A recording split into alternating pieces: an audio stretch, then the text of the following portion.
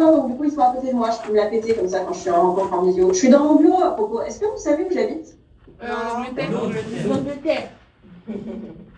Bravo, j'habite dans le nord de l'Angleterre, voilà, à New York. Et là, je suis dans mon bureau parce que, en plus d'être autrice, je suis prof à la fac. Je ne sais pas si vous étiez au courant de cela. Donc là, c'est mon bureau à la fac. Et c'est là que je stocke mes exemplaires auteurs parce que je n'ai pas assez de place chez moi. Donc moi, je m'appelle Clémentine Mauvais. Je suis l'autrice des Pierre Bayard des textiles privés, entre autres. J'ai aussi plein d'autres exemplaires auteurs dans tous les sens. Oui. Ça, c'est le numéro 2. Je vois qu'il y a un jeune garçon qui en a un sur les genoux. Tu t'en occupes bien, c'est bien, ça me fait très plaisir. De jeunesse, donc ça commence avec le petit prince, ensuite le serpent. Qui c'est qui est le numéro 3? Ah, la petite semaine. Ouais, officiellement, la première rencontre de notre vie à Saint-Cloud. Et ça, c'est le premier, alors là, il y a des trois Achille qui est invincible de tous les corps, sauf le talon. C'est la vie. Il y avait la version de l'État. Oui, la version. Achille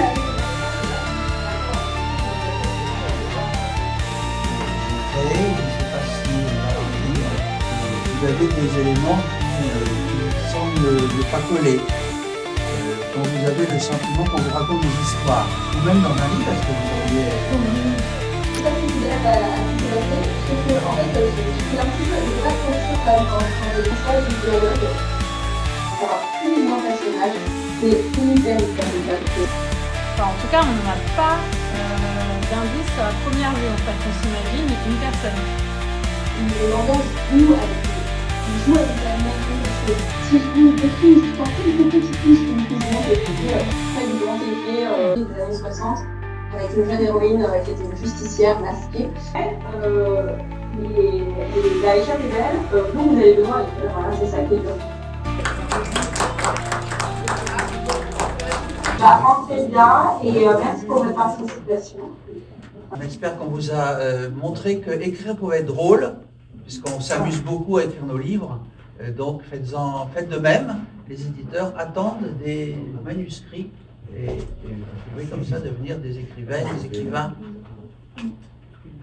En tout cas, maintenant vous êtes aussi en contact avec des auteurs. J'espère que ça vous encouragera à écrire par la suite. C'est très bien tout ça. En tout cas, merci pour votre attention. Bonjour. Bonjour. Merci de nous accueillir ici. Est-ce que vous pourriez vous présenter très rapidement? Et donc, je m'appelle Pierre Bayard, je suis universitaire, je suis psychanalyste et je suis aussi écrivain. Et c'est surtout ici, en tant qu'écrivain et auteur de livres, que je suis venu au célèbre lycée Jean Rostand, dont on parle sur toute la planète, et je dis ça pour me limiter à la planète. Est-ce que vous pourriez me dire comment vous avez su que vous alliez être auteur et écrire tous vos livres?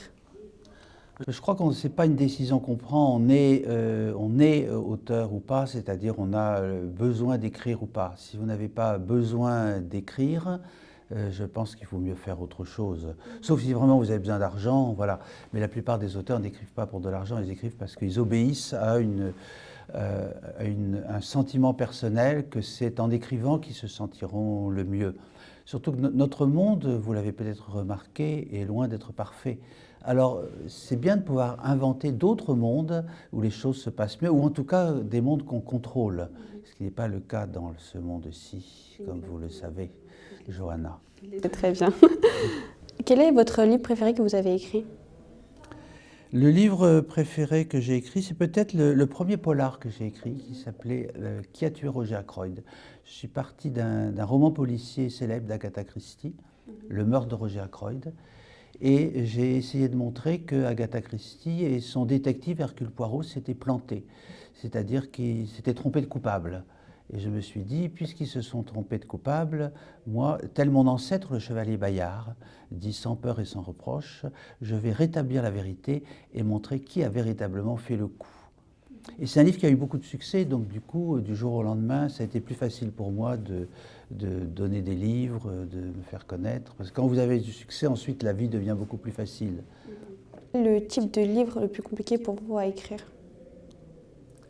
Les polars sont compliqués à écrire, hein, les romans policiers, parce qu'il faut, on en parlait tout à l'heure, il faut être il faut construire très attentivement une intrigue, il faut veiller à la manière dont on dissémine des indices, il faut sans cesse essayer de tromper le lecteur ou la lectrice. Et donc c'est compliqué à écrire les romans policiers. Je crois que tous les auteurs de romans policiers diraient la même chose. Et pour vous, lequel est le plus difficile à écrire?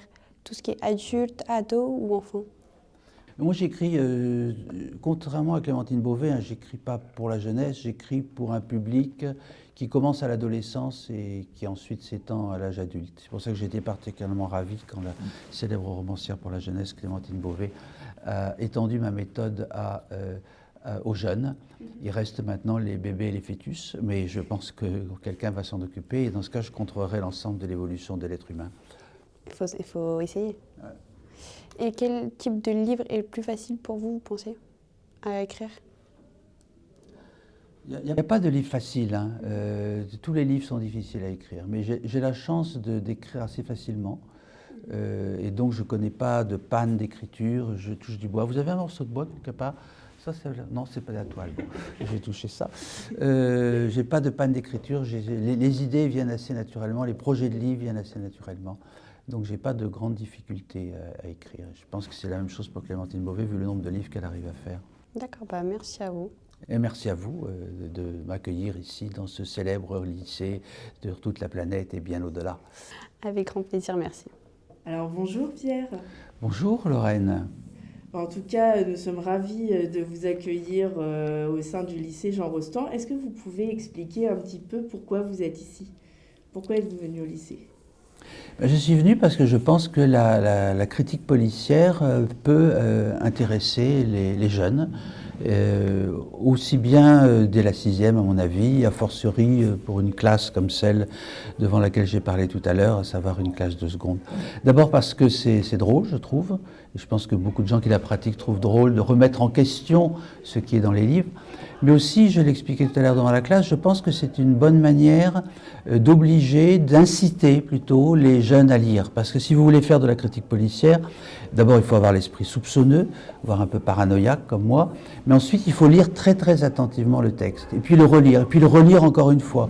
Et si c'est un texte traduit, il faut aller voir la traduction. On ne peut pas faire de la critique policière sans lire attentivement les textes, de même que les policiers lisent attentivement les traces laissées par l'assassin, les indices, etc. Donc c'est une bonne manière de lire en apprenant des choses et en s'amusant. Et comment vivez-vous le fait d'avoir été transformé en personnage de roman justement par Clémentine Beauvais?